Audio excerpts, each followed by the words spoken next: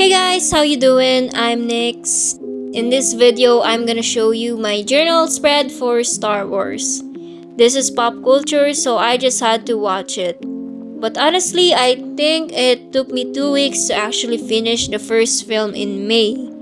I'm not really interested to pay attention enough at first, but I did want to watch every Star Wars film so I could be aware of it. Also, so I can relate when I go to the Omniverse Museum with Star Wars displays. Anyway, as usual, I'm just doing a preview of the movie posters for the first spread and the ratings for each film. Revenge of the Sith is actually the film that thrilled me so much, so that's 5 stars for me, and obviously my favorite. These creature-like machines are really freaking cool, so I included it on the first page. And as I've searched, it's called an all-terrain armored transport or AT-AT Walker. It's a 4-leg transport and combat vehicle used by the Imperial Ground Forces. And yep, it's freaking cool, so I included it. And here's the Star Wars title or logo with its iconic yellow outline. Before anything else, by the way, watch on your own risk because I'll probably mention spoilers in this movie review. So if you have plans to watch Star Wars because you haven't seen it yet, there are spoilers in this video and you can just mute my voiceovers if you still want to watch. But yeah.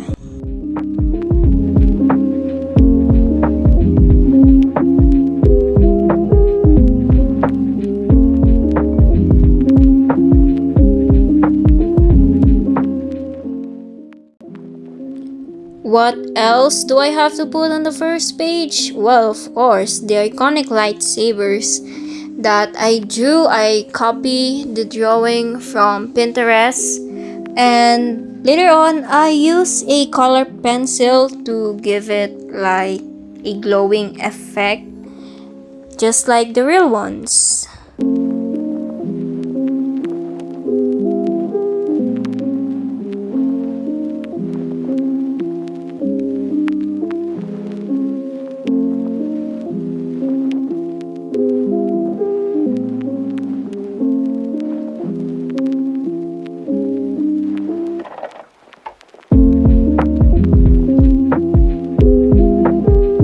I'm actually done with the layout of the other spreads as well, and here's a script or a list of quotes that I wanted to include on the spreads. Unlike before, when I used to dedicate one page for a movie in my journal, I decided to just make at least one spread for the trilogies.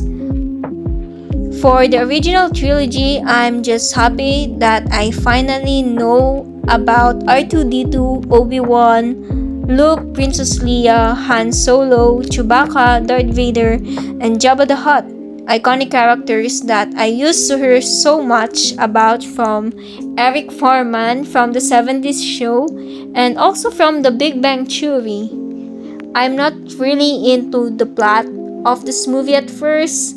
The whole Force thingy is still a blur for me, but I ended up loving the trio of Luke, Leia, and Han. On the second movie, I think I ship Leia with Han Solo more because who wouldn't fall for Han Solo? I really like the banters of these two. It looks like they started the whole enemy to lovers trope, which I'm very much into. Their chemistry is just overflowing. But I'm also a simple girl. I like looking at Luke's arms while training. So this explains the picture of Luke carrying Master Yoda that I printed out. He should really train more if I'll get to see him like that. Kidding aside, them hiding to what they thought was an asteroid but sort of a big worm creature is freaking cool. I think I remember being spoiled about Vader being Luke's father before, but then forgot about it eventually.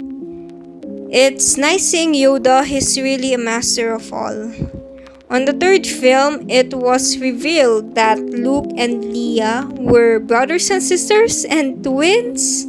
That was unexpected, and I'm glad I wasn't spoiled about that. Now it's funny how Luke was kinda attracted or just drawn to Leia, and how they used to kiss before she fell in love with Han. So awkward.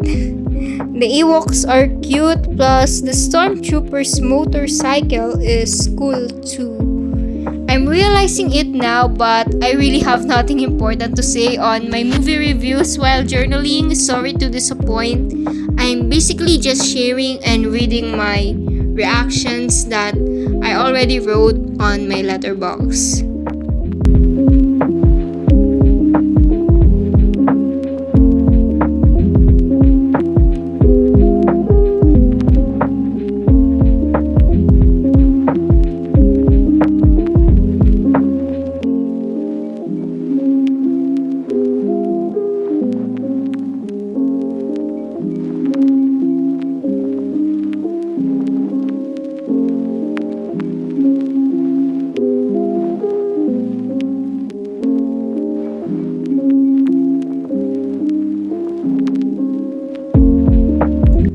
Moving on to the prequel trilogy, Miso thinks Annie is such a cute little boy. Jar Jar Binks' language is just the funniest and easiest language to copy. Anyway, for the prequels, I'm here for Natalie Portman as Padme. There's been a gap to when did I watch the first Star Wars film up to this fourth film, but I think I got pushed to watching this even more when I saw behind the scenes photo of Natalie studying on set. That's when I discover she's a part of this universe as well. I'm not even gonna pretend I understand the whole Star Wars universe up to this fifth film I've seen, but this one is so cool. I just know it's about their politics, but I was so happy when I finally saw more Jedis in one scene. The lightsabers are really cool, but it's just awkward for me when I always just see two fighting with it like the main characters Obi-Wan and Anakin, but I think this is the first scene I get to see a lot of Jedis. Most importantly, Padme Amidala in that white outfit lives in my mind rent-free. She's a literal queen for not needing anyone to save her. I still get sleepy the first half of Revenge of the Sith, then sometime at 3 a.m., I just woke up to watch until the end. It was the best film in my opinion. Seeing the transition to the dark side of Anakin, the history of Darth Vader, it's a story of betrayal. I have so much pain for Obi-Wan's side. The betrayal to all the fallen Jedi is remarkably saddening and maddening. Imagine being in war and suddenly being backstabbed by the stormtroopers who you think that got your back.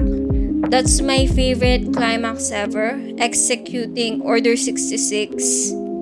Master Yoda is really the best. The Force is the strongest with him. His battle with the Sith or Chancellor Palpatine, that was really cool. Newborn Leia and Luke are the cutest, by the way.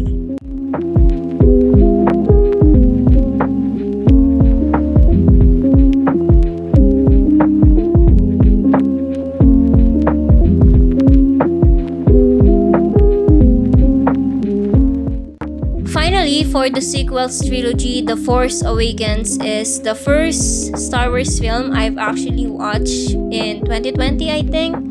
Of course, I didn't understand a single thing. I just tried to watch it because I thought I can understand it, even if I don't watch it in chronological order eventually and in order of release date, just like in Marvel. But rewatching this now after seeing the prior films, I appreciate it as I should. It's great seeing Leia, Han Solo, and Luke as an adult, and even Chewie. So nostalgic. Rey is a bonus. She reminds me of Lina Headey. Accent, eyes, and face. Watching her use her power for the first time is exciting. Feels like Ben Solo, aka Kylo Ren, is a simp for Rey. I was screaming when Kylo Ren stabbed Snoke instead of Rey and convinces her to leave everything behind in the past and start fresh. Oh man, that was very Anakin of you. Seeing Laura Dern in the Star Wars universe is also shocking. Her character as Admiral Holdo, being a wise leader and sacrificing herself in the end, gotta stand this woman really. I got so sad when Chewie knew or felt that Leia died, and he's all alone and all of his friends in the past are all gone now.